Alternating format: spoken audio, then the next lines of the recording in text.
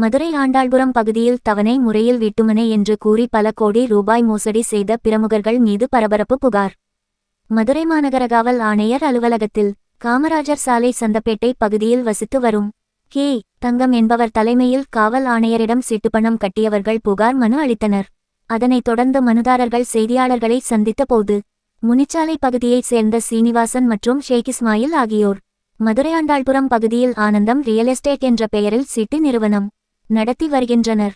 மேற்படி நிறுவனத்தின் மூலம் வாடிக்கையாளர்கள் சுலபத்தவணை முறையில் மாதாந்திர சிறுசேமிப்பு மூலம் பணம் கட்டுபவர்களுக்கு அழகிய வீட்டுமனை பத்திரம் பதிவு செய்து கொடுக்கப்படும் என்று கூறி விளம்பரங்கள் செய்துள்ளனர்.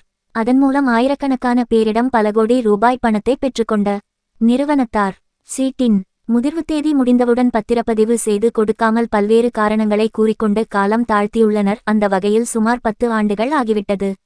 மேலும் எங்களைப் போல் பணம் கட்டி ஏமாந்தவர்கள் இது தொடர்பாக நிறுவனத்தாரிடம் நேரில் சென்று பத்திரம் பதிவு செய்து கொடுங்கள், இல்லை என்றால் நாங்கள் கட்டிய பணத்தை திருப்பிக் கொடுங்கள் என்று கேட்டபோது அவர்களை பல்வேறு மிரட்டல்கள் விடுத்து பயமுறுத்தியுள்ளனர்.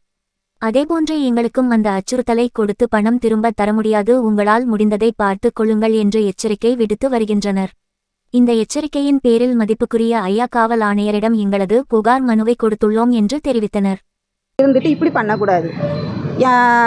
நான் எனக்காக எங்கள் மச்சான் வந்து ரூபா கேட்டு இது பண்ணினாங்க. அது கேட்டதுக்காக அவர் ஒரு பெட்டி கடை தான் வச்சுருக்காரு. அதில் புயலை விற்கிறாங்கன்னு சொல்லிட்டு கேஸ் போட்டுட்டாங்க.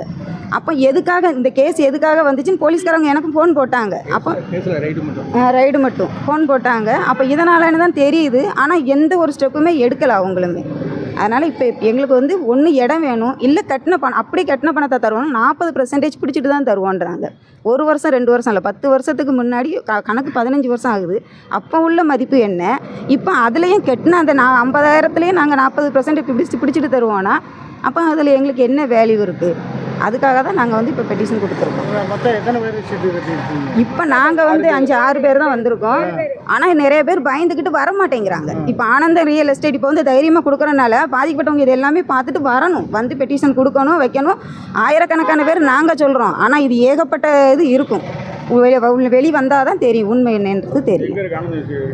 ஆனந்த ரியல் எஸ்டேட் வந்து இல்லை இங்கே பழங்கானத்தத்தில் ஆஃபீஸ் ஆஃபீஸ் வந்து பழங்கானத்தத்தில் இருக்குது, வீடு வந்து முனிச்சாலையில். ஆனால் நாங்கள் எங்களுக்கு ஆஃபீஸ் தெரியும் போயிருக்கோம், வீட்டுக்கு வந்து போனதில்லை. முனிச்சாலையில் இருக்குன்றது தெரியும். சில இவங்களுக்கெல்லாம் வந்து அழகர் கோயில், எனக்கு வந்து ஆவியூர். 40% பிடிச்சிக்கிட்டு தான் தருவோம் அப்படின்றாங்க. காசாக கேட்டாலும் இடம் கேட்டோம்னா 1 லட்ச ரூபா நீங்கள் கொடுங்க. அதாவது எங்களுக்கு வந்து சீட்டுன்னு சொல்லி காமிச்ச இடத்த வந்து இப்போ வந்து முன்னாடி உள்ள ஃப்ளாட்லாம் ரெடி கேஸ் போயிட்டு பின்னாடி தான்றாங்க. சரி, அப்போ பின்னாடினாலும் கொடுங்க அப்படின்னா. ஆனால் சொன்னது ரேட்டு கூடுன கட்டினவங்களுக்கு முன்னாடி அப்படி சொன்னாங்க. இப்போ அப்படியே அவங்க மாற்றி பேசுகிறாங்க. இதில் வந்து ஏஜெண்டாக இருந்து எங்களை சேர்த்து விடுவாங்க பாருங்கள், அவங்களும் உடந்த அவங்களும் சேர்ந்து தான் இப்போ எங்களை ஏமாத்தினாங்க. அதனால் இது வந்து ஏஜெண்ட்டையும் என்னன்னு கேட்கணும், ஓனரையும் என்னன்னு இது பண்ணணும். நான் கட்டினது வந்து 42,000 சில்லரை கட்டியிருக்கேன். 57 மாதம் கட்டியிருக்கேன். 750 ரூபா மணிக்கு 57 மாதம் கட்டியிருக்கேன். இவங்க 60,000 2-3 பேர் கட்டியிருக்காங்க. ஆனால் இதோடைய மதிப்பு நீங்கள் 15 வருஷத்துக்கு முன்னாடி எப்படி இருக்கும் பாருங்கள். இப்போ உள்ள மதிப்பையும் எங்களுக்கு அவங்க வந்து எங்களுக்கு பார்க்க போனால் அவங்க எங்களுக்கு நஷ்டீடு போட்டு தான் தரணும். 10 வருஷமாக இதுக்காக நான் அலைஞ்சே எனக்கு அந்த காசும் போயிட்டு அலைஞ்சிக்கிட்டு தான் இருக்கும். ஆனால் அவங்க வந்து இது இல்லை. ரசீது எல்லாம் வச்சுருக்கோம். கமிஷனர் ஆஃபீஸில் நடவடிக்கை எடுக்கும்னு சொல்லியிருக்காங்க, எடுக்கிறோன்னு தான் சொல்லியிருக்காங்க. இந்த சீனிவாசன் யாருங்கிறது உங்களுக்கு சொல்லிடுறேன். சீட்டில் முத கட்டின ரசீது பாருங்க.